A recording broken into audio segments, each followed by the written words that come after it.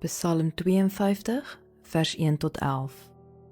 Ek vertrou op God se goedheid. Vir die koorleier, 'n gedig van Dawid, met verwysing na die keer toe Doeg die Edomiet gekom het en vir Saul vertel het, Dawid is in die huis van Achimelek. Hoekom spog jy met jou boosheid, man van mag? God se troue liefde is mos sonder einde. Jy beplan verwoesting. Jou tong is skerp soos 'n skeermes. Jy is 'n bewerker van bedrog. Jy verkies boosheid bo goedheid en leuns bo die waarheid. Sela. Jy geniet woorde wat vernietig en met jou tong bedrieg jy. Maar God sal jou vir altyd neergooi.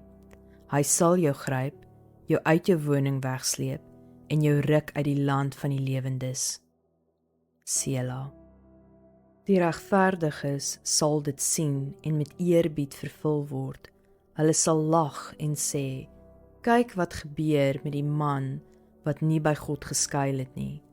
Hy het eerder op sy rykdom vertrou en deur verwoesting sterk geword.